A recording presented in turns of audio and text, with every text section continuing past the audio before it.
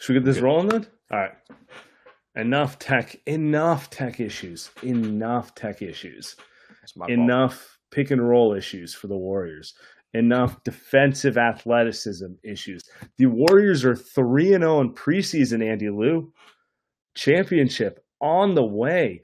You know what? Somehow I got sick on Friday night, but I'm already over it, and I somehow gave it to you through osmosis. I don't even know how that happened. Anyway. Sick for 7 days, by the way. Oh, bro. I'm like your kid. Well, you know, the only thing I've learned having a toddler is you're never safe. But anyway, back to the Warriors. We're getting through this. And, you know, my little guy's growing up, and you know who else is? Jonathan Kuminga. These are horrendous transitions I'm making, by the way. I feel like that's the first thing we should talk about. We didn't pod after Friday's game against the Lakers, which, you know, it's fine. It's preseason. I want to take like a macro view at this whole thing. Jonathan Kuminga, leading scorer in 3 straight preseason games for the Warriors. And it's not just that. It's like you watch these games, and that looks like a dude who took the playoff benching to heart and worked on every aspect of his game, because he looks like he's going to have a year 3 breakout to me. And that's the most exciting thing to talk about. Yeah, he looks like one of the best players on this team right now, by far. Like, if you're talking about a top 8 rotation player, Jonathan Kuminga.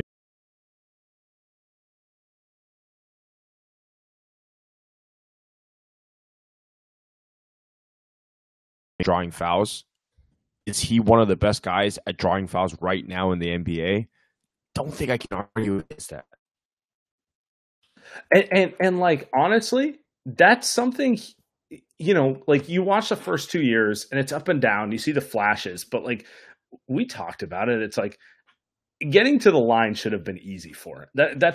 He's way too quick and too physical. Like the combination of strength and athleticism should get him there. And it just feels like he's finally starting to put it together.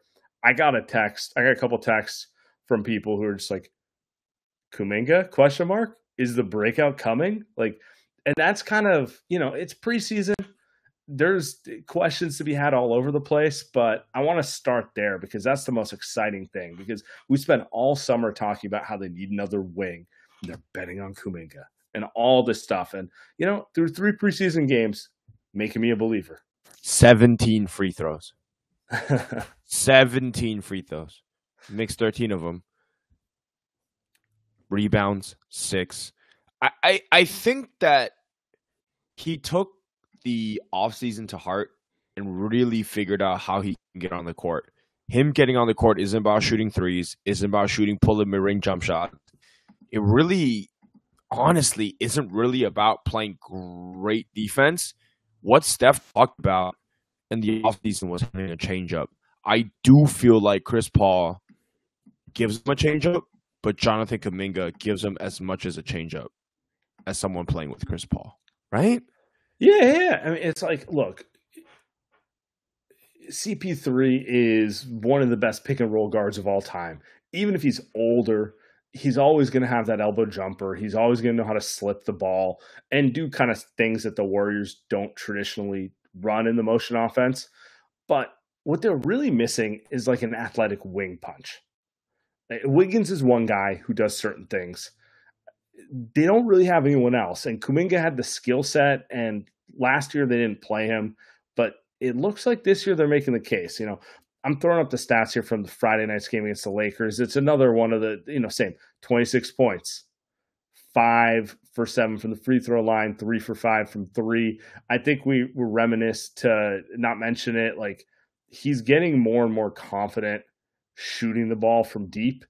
He's not a shooter, nor do I need him to be a shooter. Like, no one's looking at him to be Klay Thompson. I just need him to stick an open shot. And all in all, his entire game's coming around. I think, you know, there's a question to be had about who starts for this team, but I think the better question is who finishes. And everyone thinks it's an argument about, is Looney going to finish? Is Chris Paul going to finish?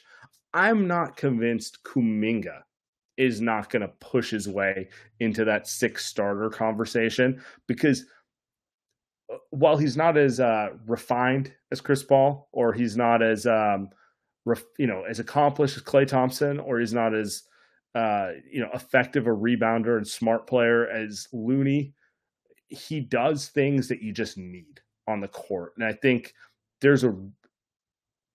I will not be surprised if he forces his way in the 5-man finishing units. Yep. They need a power wing. That's what they need. They need a power wing. They need somebody that can play on ball. Did you notice that Kuminga's gotten a lot smarter off ball too, defensively? If he was on another team, you won't know if he plays those winning qualities, right? If he's going to figure out those winning qualities. But on this team, I think Kuminga's pretty bought in on what this team is trying to do, whether that be offensively or defensively. Yeah. And Holden in the chat is bringing this up right now. He says, did Wiggins die or something? That's Wiggins' spot. Yeah, Wiggins is one two-way hyper-athletic wing. I think realistically speaking, you need multiple of those. Like, it's not about putting Wiggins on the bench or anything like that. Like, Steph exists. Draymond exists. The formula has always been Steph, Draymond, and as many two-way wings as you can get around them. You do that, no one can beat you unless, suspensions and injuries get involved. That's facts. Yeah, I'm not saying it's easy to find that many two-way wings, but my point is, the more they have, the better it is. I think my overarching take on the Warriors this year, I don't know if you agree with me, Andy, is like, I don't think they're going to have a starting lineup or a closing lineup that's consistent. They're going to have like 8 guys, and it's going to be like, okay, this is a Kuminga closing night, or okay, we're going big with Looney and Draymond together, or okay, we're going small, we're throwing Chris Paul in there, and we're gonna pick them apart that way. And I think that's kind of the type of team they have to be going forward this year. I agree. I think Klay's part of that too. I think it's a team that needs to be bought in terms of how you're going to finish games, how you're going to start games, because outside of Steph Curry, I don't think there's a guy on this team that deserves to play 35 minutes in a row, and I think that's where Kuminga comes in, who plays 34 minutes tonight.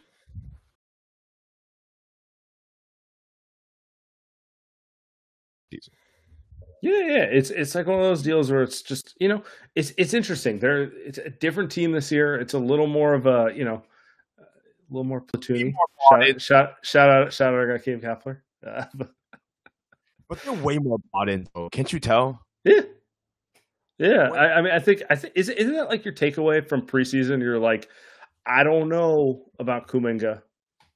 Well, through 3 games, do you have anything negative to say? Nah. No. Not at all. That's it. That's like that. I really don't. There's nothing you could say about Kuminga in this preseason. He's getting rebounds. He's playing defense. He's got a little mid-range pull-up. Like, there's nothing you can say. And he's hitting his threes. He's hitting his threes, too. Like, if they leave him in the corner, it's in. Yeah, exactly. Perfect. I don't need anything. Like, this is what I wanted to see going into this year. The other player I wanted to talk about, who's been a huge surprise in the preseason, is Podziemski. I don't know if he's going to play in the regular season, but would it surprise you if he fought his way into the rotation a little bit during the regular season? Because I think especially against the Lakers on Friday night, I thought he looked phenomenal. Tonight, a little less, but he didn't, still played a good game. Just the feel is there. He looks like a player who the Warriors can play in general. Yeah, that feels incredible. I think what people care about in Steve Kerr's offense is how smart can you be with the ball? How smart can you be with the ball, and can you play off-ball offense? I do think Podziemski, Sam, I'm kind of crossing over to your side. No, seriously. He has incredible feel for the game. Incredible feel.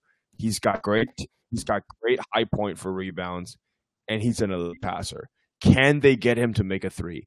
Because if Podziemski can make an off-the-dribble 3, he's a star. He's an absolute star if he can do that.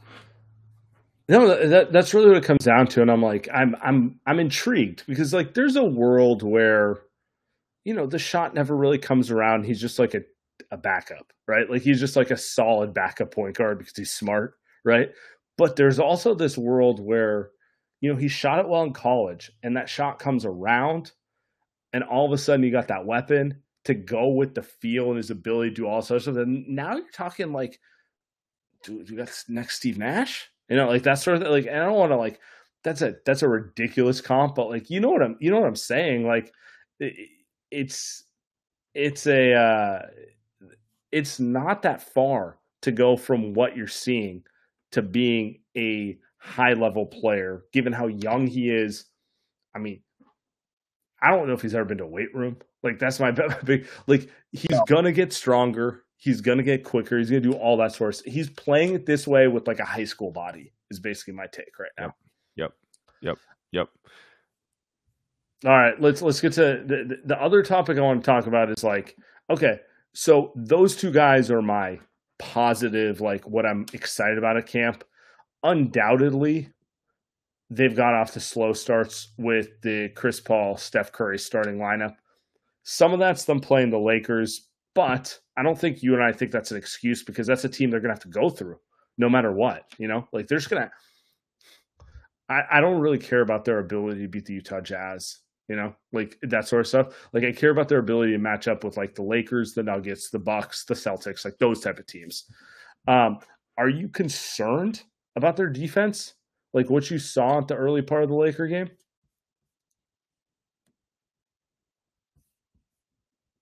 I am. I'm pretty concerned.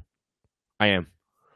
After watching Friday night's game, and you can tell me that, Draymond's out, Looney got in foul trouble, but I'm not completely sold that this team is a championship defensive team. Regular season, you can argue that they're a top 10, top 12 defensive team, but for the Warriors to win a championship, they need to be in the top 5. No, I don't know if the Warriors are completely locked in defensively. I do think part of that is personnel, the guys that you have.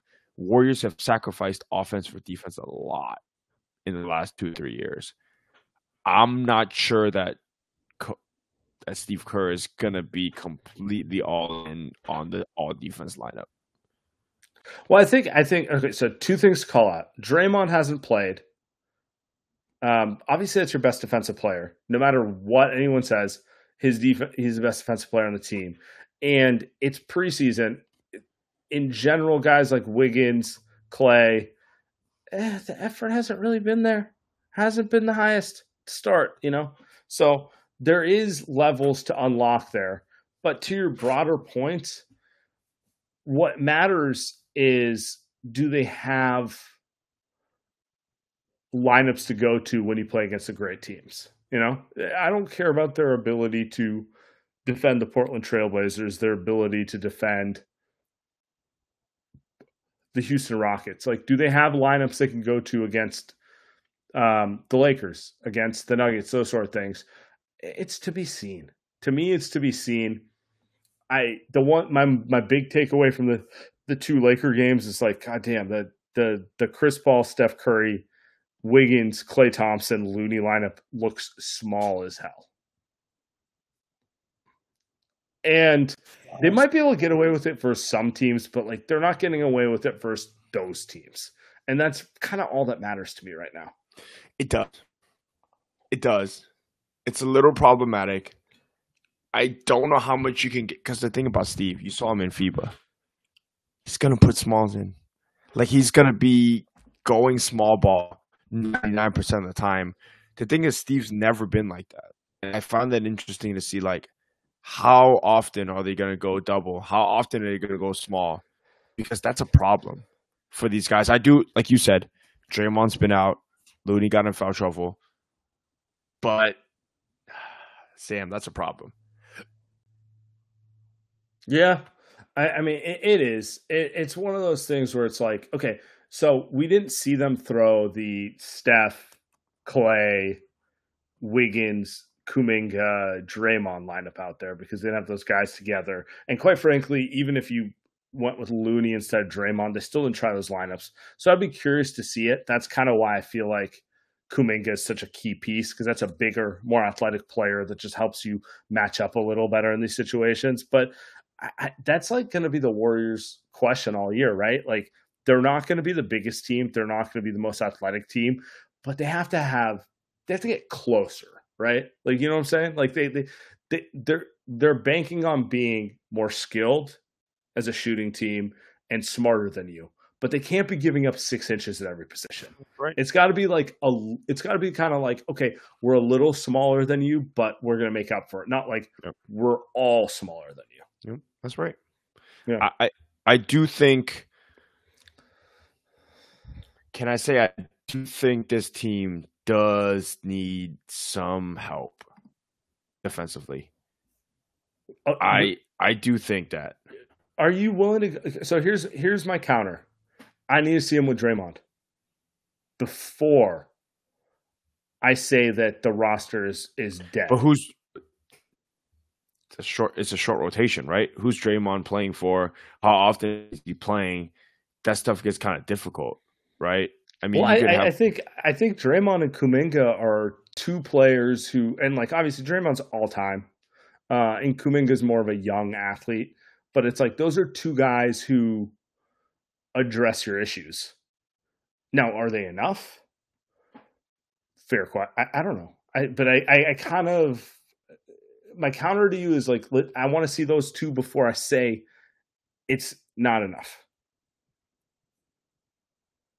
Those two are going to be playing for the NFC Championship game. By the way, what do you think about Steve Kerr going Kuminga deep late in games?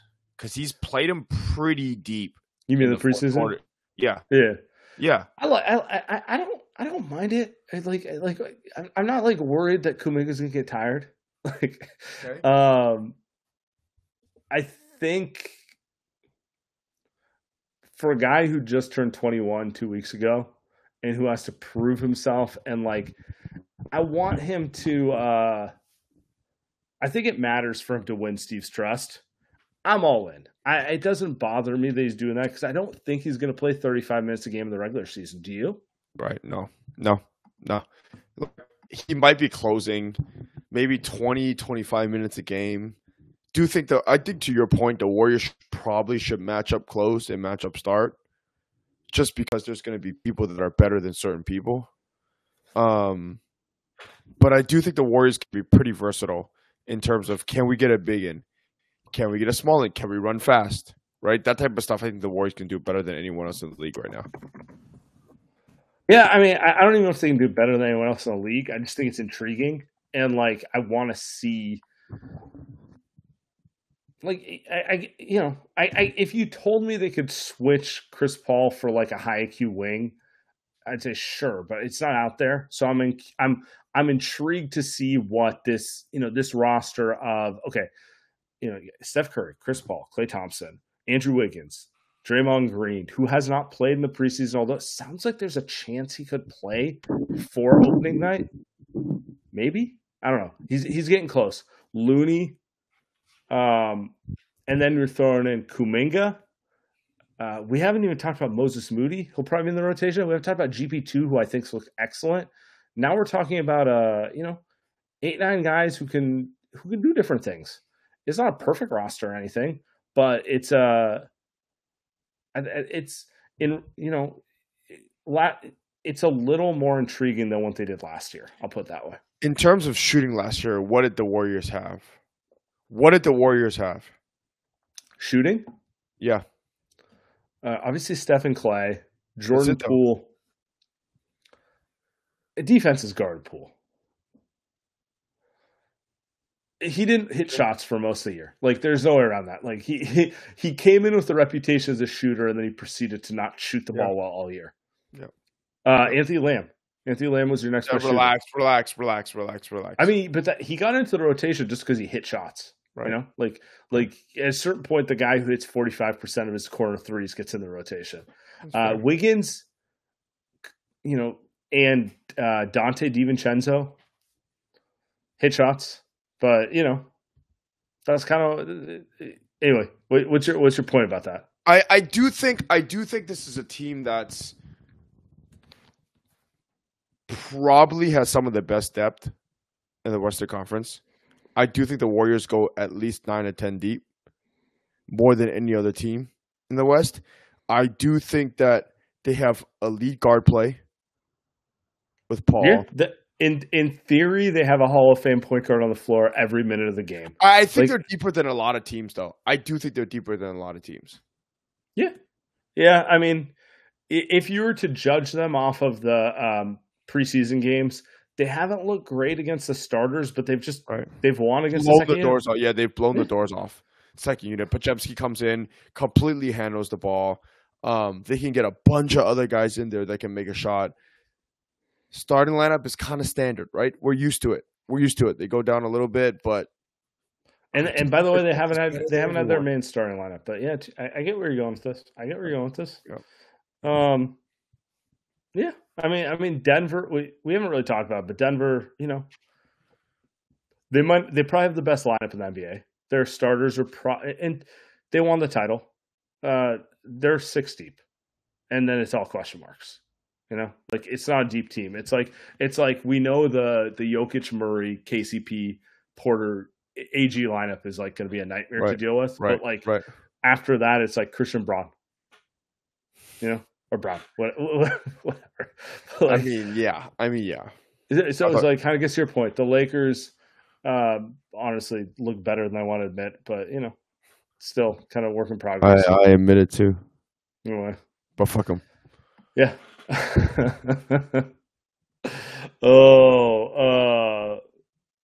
The chat says Klay looks bad again, forcing shots. What do you think about that? Because the last couple of preseason games, he's not shot well, but people are happy about it because he's back on the court, but he's not making the shots. What do you think about that?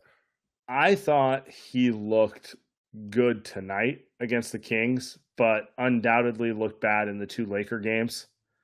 It's a work in progress. He has not looked good in the small ball starting lineup. There's no way around that. He's trying. So can I give you a take? Let's go. Steve Kerr says, I want Klay to play power forward. Everyone freaks out because it sounds ridiculous. What does he actually mean by Klay playing power forward? I think he wants him to just rebound, get in there, a little bit of offside defense. Yeah.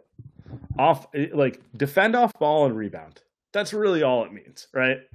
And I think those are reasonable asks of Klay. I don't think it's unreasonable to be like, Klay, you're 33 years old. You've been in 6 fucking NBA finals. You have to have a higher basketball IQ than Jonathan Kuminga. That's what he's saying, really. And through 3 games, I haven't been bothered with the IQ aspect of it. I haven't been bothered by the effort rebounding, but it's a work in progress. It's unclear if he can actually adapt a skill set to be that guy. He's not Andre Iguodala, that's kind of what it comes down to for me.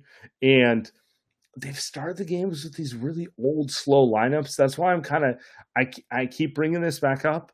I'm not convinced Kuminga being inserted in the starting lineup isn't the move that fixes the roster, because it gets a young guy in there with some older guys. And then you move some older guys to the bench and you have kind of a mixed unit there, instead of throwing all the 35 and over crew in one lineup. You know what I'm saying?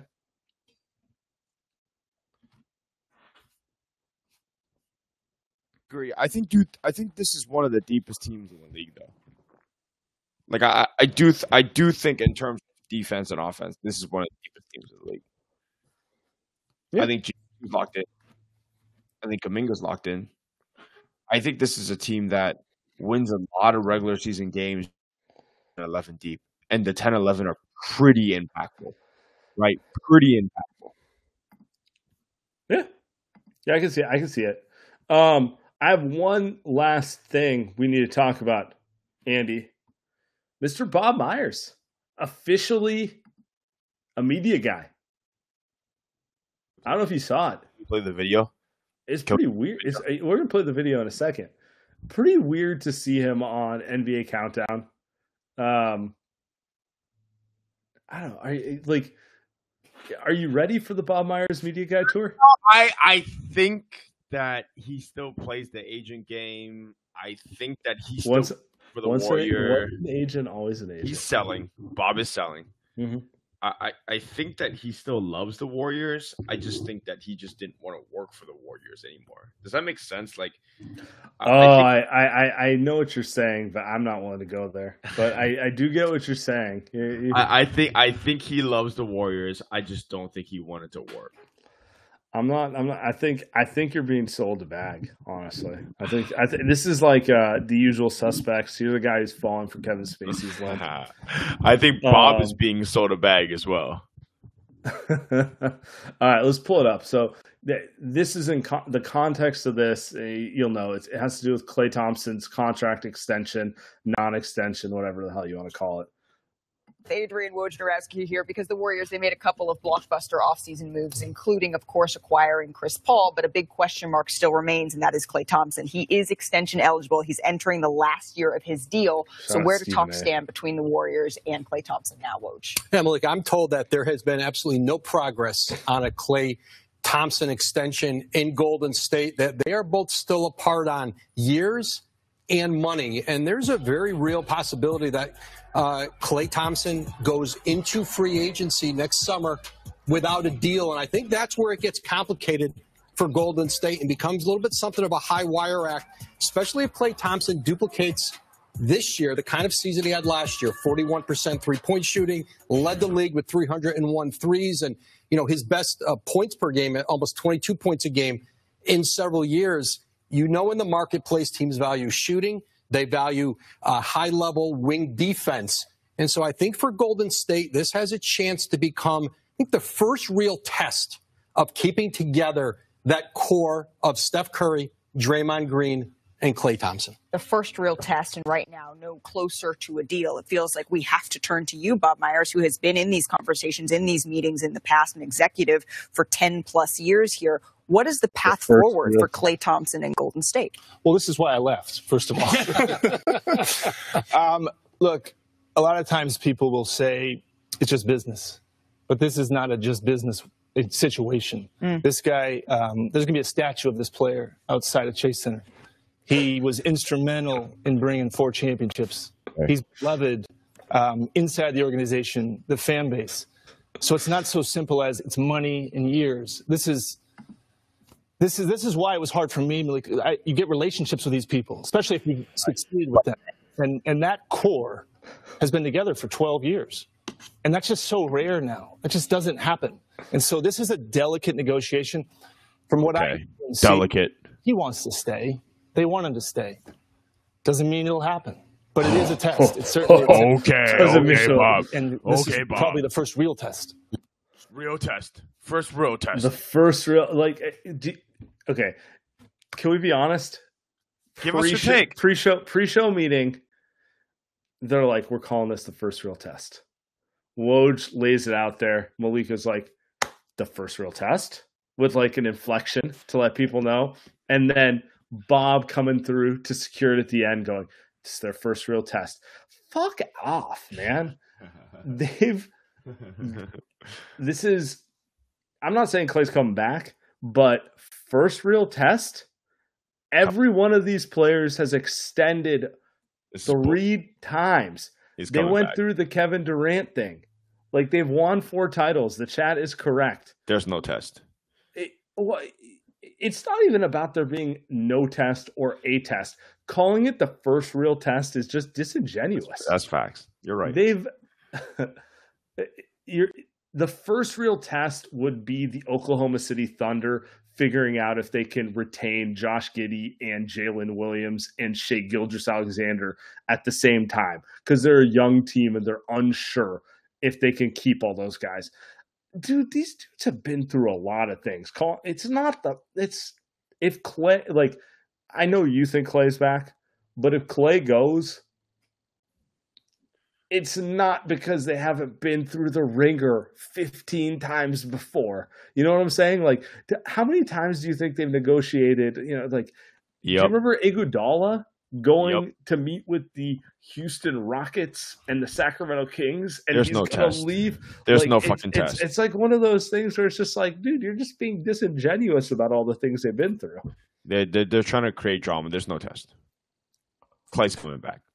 He'll be there. I'm with you. They've been through some fucking wars that nobody knows. Also, right? They've been through negotiations. Like, this isn't the first contentious. Draymond just went through negotiations. Exactly. Literally a month ago. Oh, how many Rich Paul leaks of how he's gonna leave all this sort of stuff? It's like $140 million. You know what I think's interesting though? You know who Klay's agent is? It may or may not be the agency that Bob Myers worked at before the Warriors. Maybe. I don't know. Maybe Wasserman. Anyway, I think what is hilarious. You know, I'm just gonna throw it out there. I am very confident all these leaks are coming from Klay's side. Very confident. How much do you think they're offering him right now? 3 years, 55. Yeah.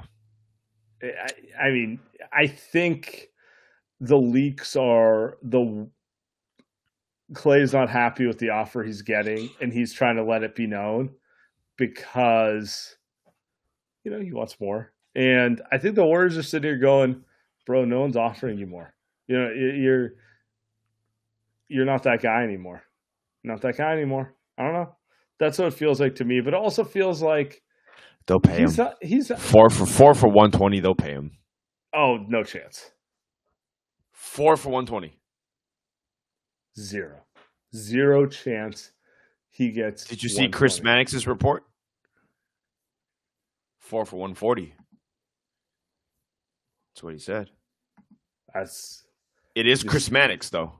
Not very trustworthy. Fair. I think he's back. I don't care how much money it is. I think he's back.